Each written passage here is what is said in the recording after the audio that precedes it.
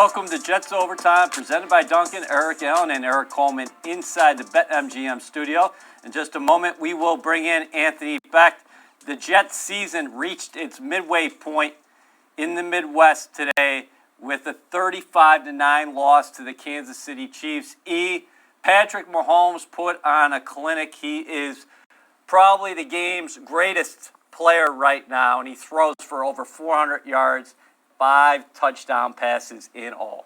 Yeah, I mean, Patrick Mahomes showed everyone why he's considered the best player in the NFL. I mean, he can do it all. You saw some miraculous throws. He's extremely accurate, has a great arm, and he has a ton of weapons around him. He really displayed that today. And the Jets, just like the rest of the league, pretty much they don't have the answer for him. You know, he's that kind of quarterback, and he showed it today. Anthony, we talked all week about the Jets could not settle for field goals. That's exactly what happened in the first half. The Chiefs scored 3 times. The Jets scored 3 times. The Chiefs had 3 touchdowns in the opening 30 minutes. The Jets had 3 Sergio Castillo field goals. Yeah, it's been a problem scoring all season. I almost felt like when they got past the 50, there was a sense of relief, but yet a little bit of conservative play to try to actually get to the end zone. A lot of quick passes, empty sets, get the ball out of Sam's hand, get him a field, get him some completions. They took one chance in the first half with Mims, and it was a completion. After that, it was just kind of, okay, let's line this thing up, kick a field goal. Maybe our defense can make a stop. And eventually, at some point, the Chiefs will catch up to that. And now you find yourself in a hole, down too many points, and now what's the plan? Where are you going with it? And that's kind of a common deal for a lot of teams. I mean, they don't have a lot. There's only like 1 or 2 handful of teams in the AFC that can actually compete down to down, series to series with the Chiefs. And, if you don't have weapons, if you don't have consistent playmakers, you got a hard time staying up with this football team, and it showed today. Eric, on the other side of the ball, what do you make of the Jets defensively? We talk about Mahomes and how prolific he was, but let me read these numbers to you. Travis Kelce, 8 catches, 109 yards, 1 touchdown. Tyreek Hill, 4 catches, 98 yards, 2 touchdowns. Mecole Hardman, 7 catches, 96 yards, 1 touchdown. You almost had 3 Chiefs players go over 100 yards receiving today. Well, I mean, it showed you that Kansas City was doing whatever they want. They controlled the tempo of the game. They made big plays. They isolated their receivers and got them one-on-one matchups, and Patrick Mahomes was able to pick them apart. They picked up the blitz well. They beat their one-on-one coverage, and that's why they're the former Super Bowl champions. Mecole Hardman had a great big play. Tyreek Hill, I mean, one of the fastest players in the NFL, and Travis Kelce, a record-breaking, one of the top tight ends to play the game right now. This is a lot of weapons. The talent level is higher than most. And sometimes, you can beat yourself. But when you play against teams like the Chiefs, it doesn't really matter because they have such good players. They're just going to make more plays than you, and they made a ton of plays today. Anthony, missed opportunities. We talked all week, too, about special teams had to make some momentum-changing plays. Well, what happened, it actually occurred in the first half, but it occurred for the Kansas City Chiefs. They converted a fake punt there in the following play. Patrick Mahomes goes up top to Tyreek Hill for a touchdown. And then later in the half, the Jets are trying to get on the board with another Castillo field goal, and it's blocked. Yeah, look, good teams game plan teams thoroughly from top to bottom. Coach Tobe, the special teams coordinator for the Chiefs, I know him well. The guy's been one of the best in the business. They saw the fact that the flyer on the outside, the defender over the flyer is playing eyes inside, tilted, and they ran that little curl comeback route. And if it was there, it was on. If it wasn't, they were going to punt it away. And they took advantage there. And that swing there, you literally force a punt, and then you find yourself, giving it right back, and then they strike. To Eric's point, defensively, we talked about this when you're covering and playing against the Chiefs. You watch the game plan versus them when they played the Chargers and the Raiders, and the Raiders were able to figure it out, but you have to get pass rush with 4 guys. And today, I believe it was only 3 hits on the quarterback, which you got to find a way to hit Patrick Mahomes to affect him at all, and no sacks. So, it was going to be a challenge to do a lot of those things regardless because Patrick Mahomes can move around the pocket. But When it was man, he went deep and hit his speed receivers, posts, and different routes up the seams. And then when it was zone, it seemed like Kelsey was the guy that found the windows. And that was kind of the hit or miss opportunities that you took as a defense, throughout this game. And there was really no answer. Eric, did you think the Jets were headed for trouble at halftime because they were only down 12 points and they had held the ball for nearly 17 minutes, I believe? But still, they had opportunities where they were moving the ball deep into Chiefs territory, and they were just not converting with touchdowns. Yeah, I thought in the first half they had a great game plan. They were aggressive on offense. They were moving the chains. They were spreading the love around the offense. They ran the ball well, and they just weren't converting those possessions into touchdowns. I mean, we keep saying it. And at the end of the half, I thought it was a great opportunity for the Jets to stay within striking distance of the Chiefs, and the field goal ends up getting blocked. And thank God the returner was tackled, because that could have been ugly. It's tough. When you play a team like the Chiefs, and we're going to keep saying this, you got to score touchdowns. And it sounds easier than it is. And like Anthony said at the beginning of the show, once they cross the 50, it's time to get aggressive. It's time to start taking shots at the end zone instead of getting conservative. And I think, you give a couple of shots, you give Mims some opportunities. I know he only had 3 targets today. I'd like to see him get more involved in the offense, and maybe that helps put some points on the board. Anthony, the lack of explosion plays are just killing the Jets. You can't live off running 3 or 4 yards a clip down the field in the short passing game. That just doesn't get it done in today's National Football League anymore. And Eric mentioned the 27-yarder down the sideline to Denzel Mims, but plays like that, few and far between for a team that was missing Jamison Crowder and Brashad Perryman. Again, it seems like, guys, we've been saying this throughout the 2020 season here, 8 games in, and the Jets have not been healthy at the receiver position. Yeah, I truly believe if Perryman and Jamison are on the field with Mims at this point, 2 games in his career, you got some issues to deal with as a defense. Look, I'm kind of with Eric here. Mims, to me, I don't understand that. If he's not quite has an understanding of the full playbook yet, or there's some type of other opportunities they're trying to give him, or maybe he's not getting open. But to me, you make a 27-yard catch like that when you jump up and the guy's on you and you make a play. Really doesn't matter what kind of coverage they're playing on you. If you're open or not, you throw the guy the ball. I want to see at least 5 more targets to him. I don't want to see 10, 12 targets to Berrios. I mean, Berrios is a good player, good intermediate guy, but at the end of the day, you need explosive plays. You got to have 4 or 5 of them in a game to even challenge something that you're going to decide to do against the Chiefs. So those are things that, to me, I want to see a little bit more moving forward. I think it's time now where the younger players get their chances, get their shots, and get more opportunities throughout the football game, and let Sam play a little bit more. Take the handcuffs off the offense.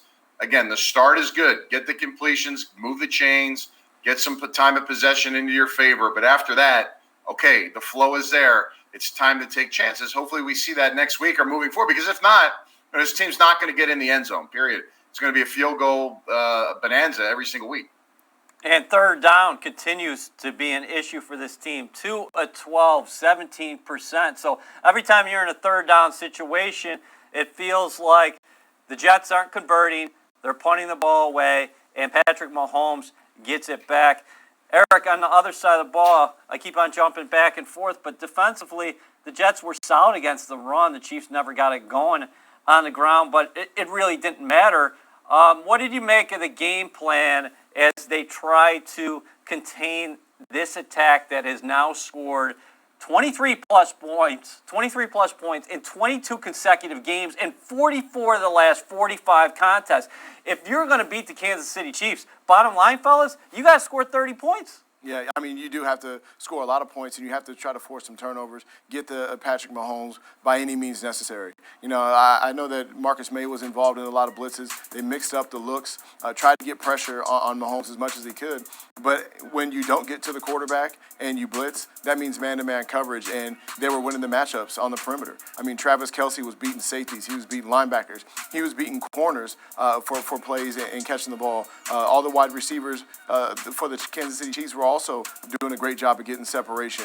You know, there were times where it was 3rd and 14, and the receivers catching the ball, and the corner's nowhere to be found. So, you know, that's a problem right there. I would like to see a little more situational awareness on the secondaries end, and just challenge the receivers more. Try to jump some routes. You know, what's the worst that can happen? You're going to get beat for a touchdown? How about you try to jump some routes on 3rd down and 12 when you know that they're running to the sticks? I would like to see better situational awareness on the back end. Let's go to the virtual podium at Arrowhead Stadium and hear from Jets head coach Adam Gase. I'll just start with the injuries. Quinn ended up leaving the game at the end with a hamstring. We'll kind of see where that is when we get back. And then just with Sam, you know, all indications right now, you know, it seems that he's okay. Obviously, with, you know, what happened a few weeks back, we'll be doubling back on that and making sure that he is okay. We'll just kind of keep a close eye on that one. As far as the game goes, it was, you know, we knew what kind of game we had to play. We did a lot of what we talked about early in the game, you know, with the time of possession, you know, getting first downs, you know, through the first down, second down, first down. We had some big conversions, you know, on some 4th downs, but, you know, we ended up giving up a fake punt where, you know, that gives them extra possession, which, you know, not what we needed to do. And then had a blocked field goal. And then still was able to go into halftime, you know, 21-9. But when you play these guys, you can't trade touchdowns, and, you know, and we're kicking field goals. So, you know, there's just a lot of things we got to do better. We got to execute better, and, you know, we got to play a better game, especially against that team right there. Adam, for the second week in a row, the offense did some good things in the first half, and then really nothing happening in the second half. You know, is that a lack of adjustments? Is that the other team making better adjustments than you are? What is happening in these second halves? We were in some different positions. At least that's how I felt. We had, you know, those first 2 drives, we had a couple drops, which, you know, our margin of error was very slim.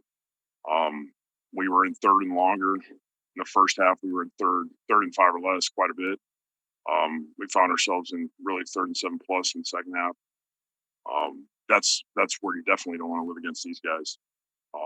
You have a chance to convert. You got to stay 3rd and 5 or less.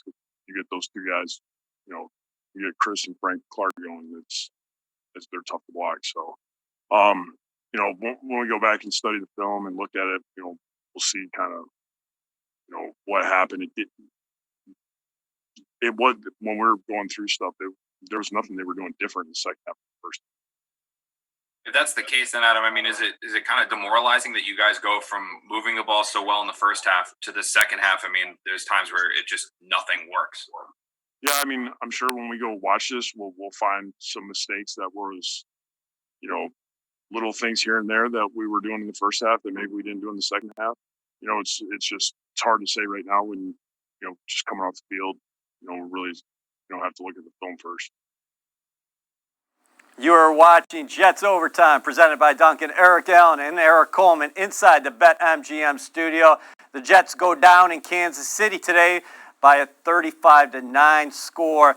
But one of the bright spots, again, rookie Denzel Mims out of Baylor. He gets free here for a 27-yard reception down the sideline. Yeah, I mean, we talk about some of the bright spots. Denzel Mims, Sam Darnold getting the opportunity to work together. And before this play, there's a little route recognition. Sam Darnold sees the single high safety right here. You see these 2 safeties, one rolling to the middle, Sorensen coming down. Now he knows that the cornerbacks are in man-to-man coverage. So I'm going to go ahead and let it roll. And this safety right here is Honey Badger, right? Yeah, it's Honey Badger. He's free in the middle of the field. Now you see Denzel Mims. Sam is looking right to him right now. He sees it as single high. He knows Matthew is on the outside hash. He has room to work. So he goes ahead and lets it go.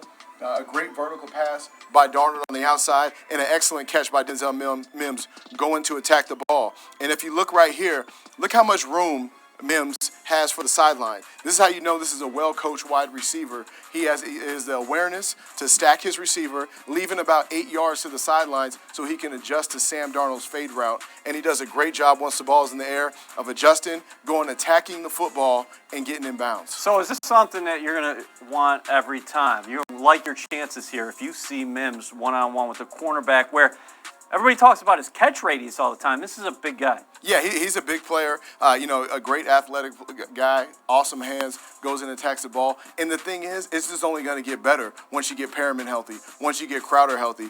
Mims is going to get a lot of one-on-one situations, and they're going to have to respect what the Jets do. So for fans at home who are watching this and digesting, what is a receiver taught when he's running up the sideline? How much room should he give himself so he doesn't take himself out of the play? Oh, so that's a great question. There's a lot of times in practice, you have a line. It's about 6 yards from the sideline. They'll make a red line vertically. And what the receiver wants to do, he wants to stack the cornerback. Once he gets past the cornerback, he wants to get on top of the cornerback and stay on that line so the quarterback can throw the ball outside. He gives him room to adjust so he can catch the ball, get his feet in bounds, and continue on the play. And lastly, E, what do defensive backs not like? Meaning, as far as when the receiver's going down the field, because a lot of people talk about eyes when a guy finds the ball, also hands as far as clues, keys, tendencies, and things like that. What is advantage receiver in that situation? Well, the receiver, they started off in a reduced split, so meaning that the receiver is inside the numbers. And if you look at the receiver down here, you want to play outside leverage. All the cornerback's help is inside in that post. So he wants to have outside leverage, and realistically, he wants to be on the outside of this so he can play the fade right. He gets caught inside with the numbers all the way to the hash. That's about 17 yards of room that he can't cover because he has inside leverage. So that's just awareness by that cornerback. So the thought process, when you saw the play and you saw the way Mims came down, did you think he got banged up? Maybe the wind got knocked out of him? Because I know a lot of people are thinking at home, what happened to Denzel Mims in the second half? Why wasn't he getting the ball more? Yeah, I mean, you would have loved to see him continue to get targets. But as you see him land, he's going to fall on his back. His butt hits first. His head hits the ground. That may have been something. His head hit the ground. But, getting the wind knocked out of you is a part of the game. It's always tough. You want to get up and celebrate with your teammates, but you can't breathe at the same time. So, hopefully he'll be back and healthy. That was a tough catch, but it just shows his poise. All right, so these are the plays that you want to see from the New York Jets in the second half of the season. 9 rookies in all suited up for the green and white today. Denzel Mims, he's practiced maybe 10 times in his NFL career. So he's only going to get better and better, and the Jets have to make more plays down the field. The person distributing the football, of course, is Jets quarterback Sam Darnold. Let's hear from him right now. Sam, how does the shoulder feel? Obviously, it looked like you took a pretty good hit there late. Yeah, it's fine. It's fine. It was not a great decision by me. I mean, it was third and forever, and I tried to run for it, and I got to get down, man. It's not a great decision, but it's feeling fine. Sam, it's another week where the offense looked like it was moving pretty well in the first half. Then nothing was happening for you guys in the second half. What did you see? I know you probably have to watch the film, but what did you see difference from first to second half with you guys? Yeah, I mean, we just, the first couple drives were 3 and out, which obviously isn't ideal, and then we kind of got a rhythm going, and the fumble killed us. Just momentum wise and being able to get down the field, and I think for us, we were really, we're on a good drive there, and I think if we hopefully score 7 there, it's a different ball game. But instead, they get the turnover and they go down and score a touchdown. It's something that you can't do against a good Kansas City team. So, we just got to play better in the second half.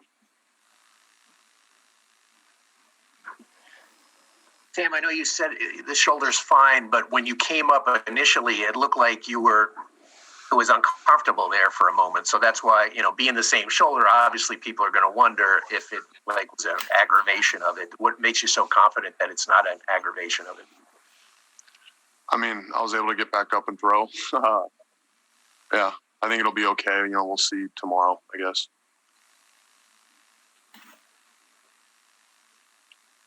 Sam, why do you think you guys as an offense have had trouble in the passing game getting the ball into the end zone? I think it's 4 touchdowns as a team through the air, through the point this year or something like that. Yeah, just not executing well enough.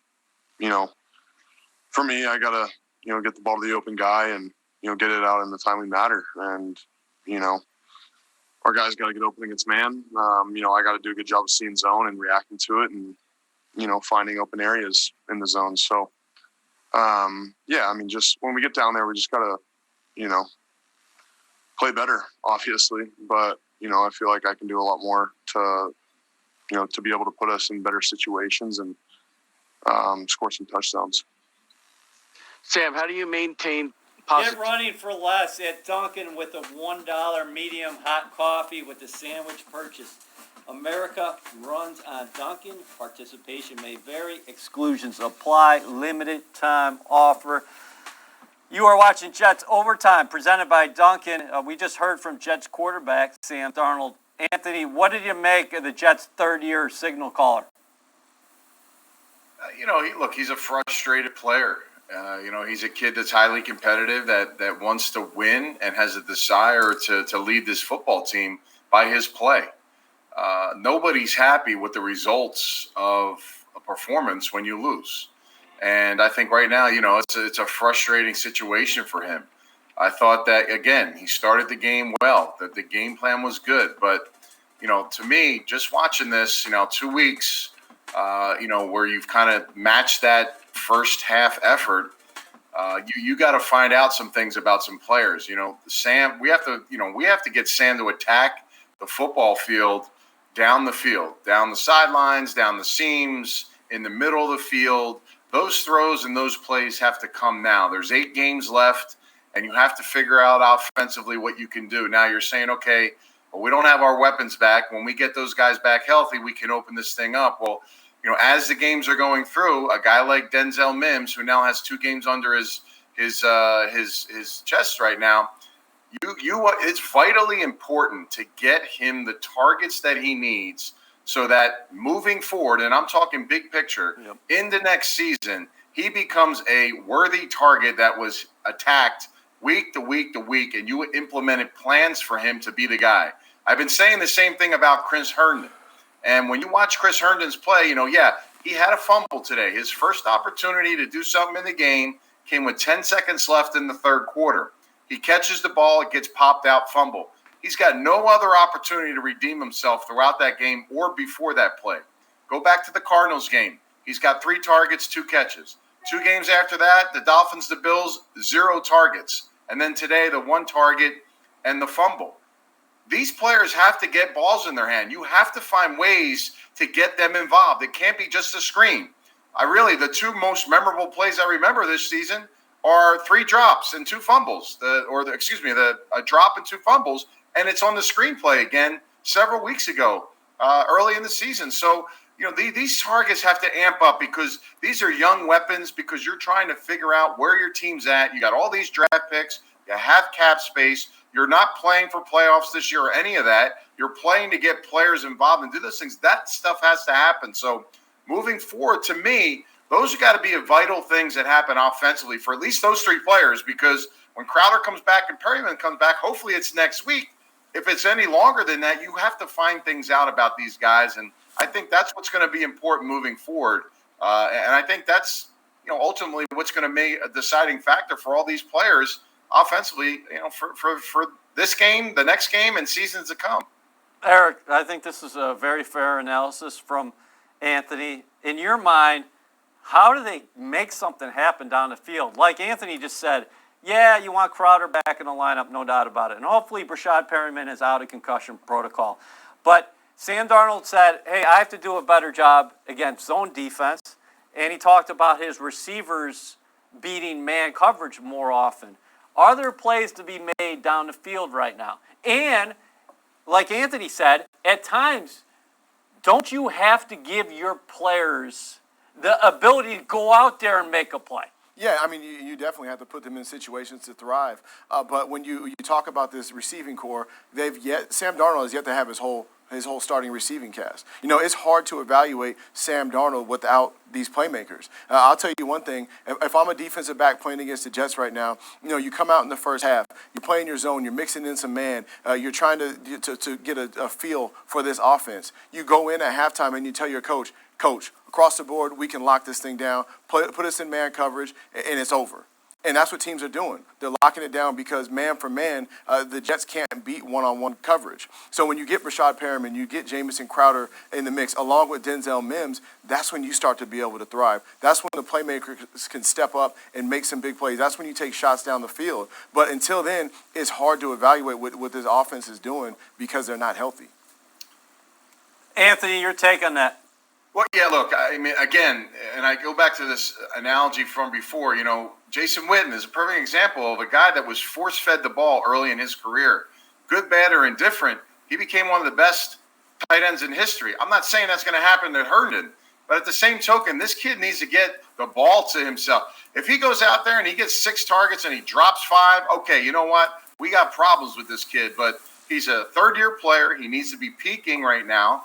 And you don't have your other weapons, so get him involved in the offense. It's frustrating to be because he's got to be a valuable piece to this team moving forward. You don't want to go shopping for tight ends all of a sudden because you're trying to find a guy to step in. We're not using Ryan Griffin, so he's not an option right now. So, I mean, honestly, if you're not going to get Herndon involved and Ryan Griffin's not going to involve, you might as well put Wesco in there because he's the best blocker of all of them, and that's all those guys are doing. In the games at this point. So, yeah, we need to evaluate the big picture when everybody's back. But, again, situational things happen in the game. I mean, Coach Gase talked about it. Second half, couple drops. Well, the first series, Braxton Berrios runs a 4-yard route on 3rd and 6. He drops the football. If he catches it, do we get a first down? No. Guys have to have situational awareness on offense as well. When Eric was saying defensively, the secondary's got to have some of those instincts.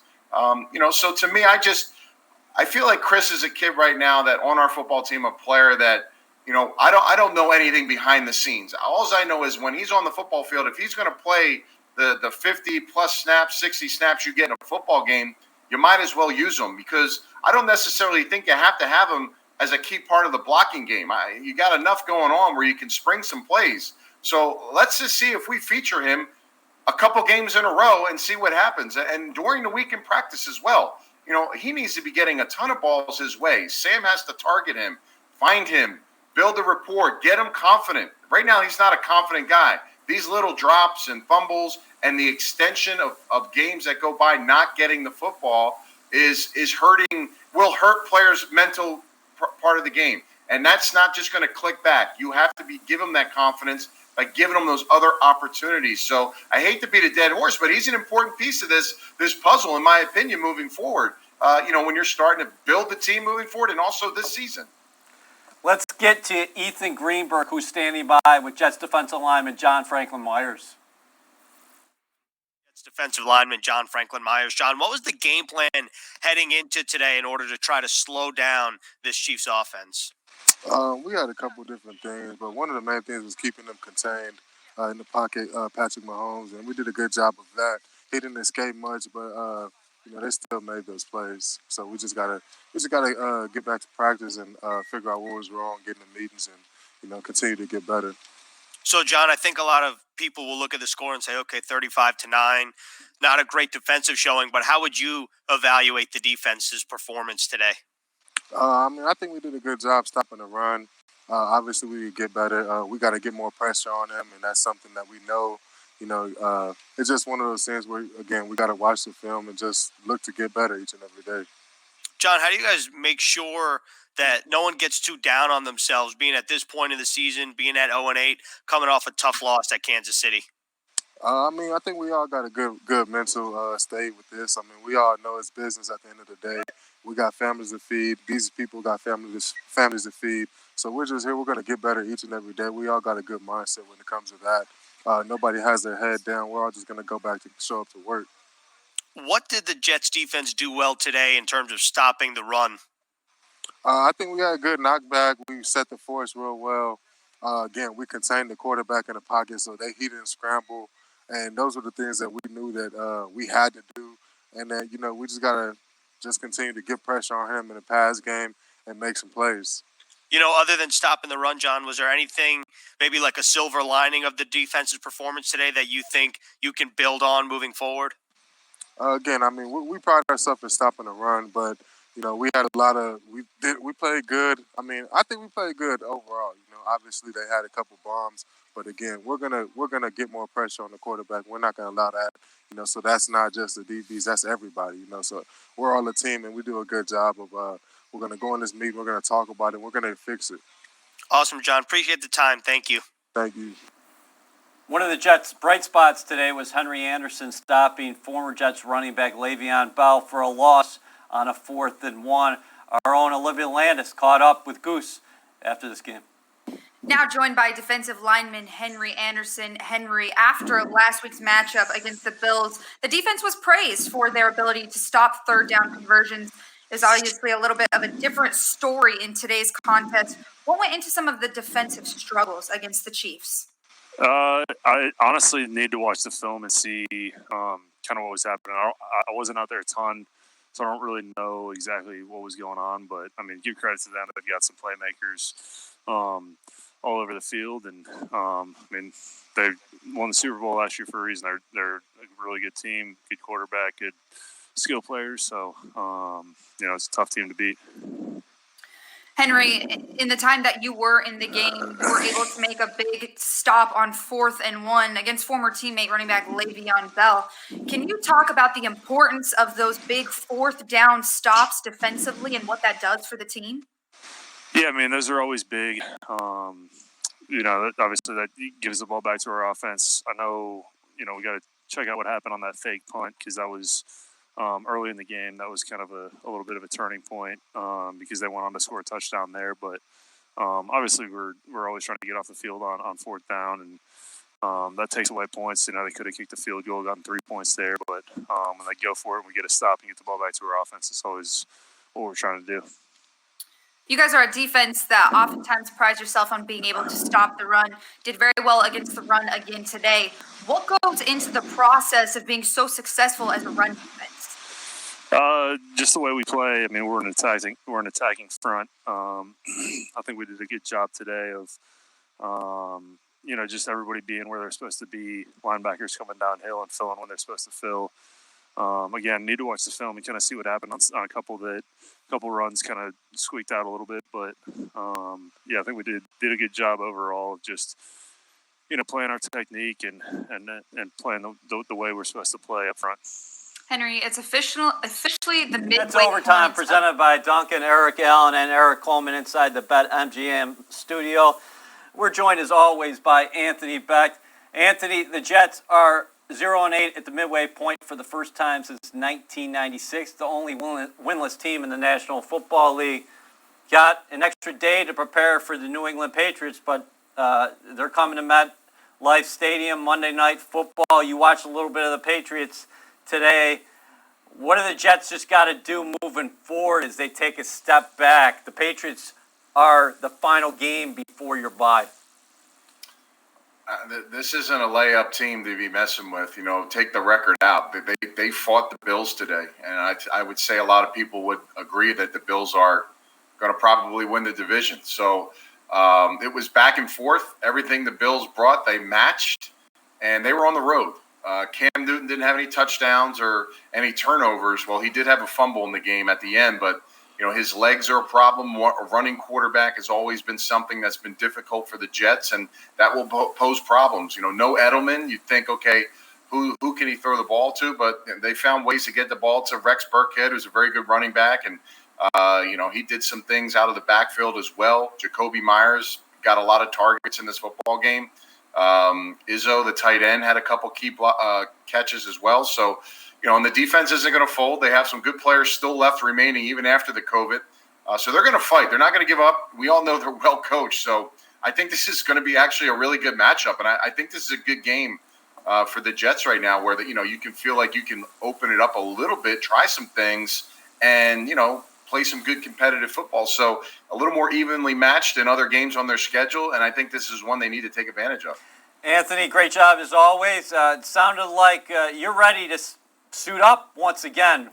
you were talking rather hot when you got going about the tight end. So I like that passion as always. Let's see what he's got, man. I just maybe this week will be the week, but it'll be my fearless pick until he's not on the field anymore.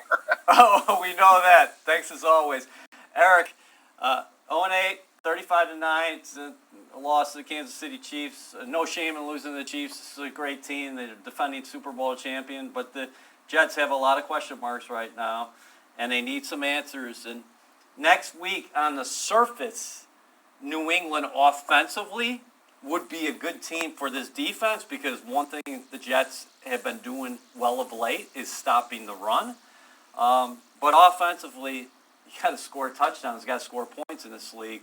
And last week, while they were in the game in the first half, they ended up scoring 10 points against the Buffalo Bills. Today, while they were in the game in the first half, they ended up scoring 9 points against the Kansas City Chiefs. You got to score points in this league in order to win. Yeah, I mean, they need some big plays. They need some conversions. I thought they got off to a great start in this game. They ran the ball early in the downs, and now you have third down and manageable. So the two third down conversions they have came in the first quarter when they had third and short, because Frank Gore ran the ball well. LaMichael Pirine ran the ball well. So they established that run game. That'll make things much more easy for the quarterback position. On the defensive side of the ball, they've got to create some turnovers as well. They got to get after the quarterback. I think this is a great matchup against the Patriots because they run the ball predominantly. I like our matchup. I like the Jets matchup against the Patriots wide receivers on the perimeter. I think they can challenge them. But again, the corners are going to have situational awareness. They got to start jumping some routes and taking some chances because they need big plays from this defense. Take some chances, no doubt about that. The New York Jets in 1996 actually won in their 9th game. So maybe that's a good omen for this team moving ahead. Thanks to Anthony Becht, as always, Ethan Greenberg, Olivia Landis, and thank you all, as always, for tuning in each and every week. We will be back right here from the BetMGM studio for Jets Overtime. Go out there and vote.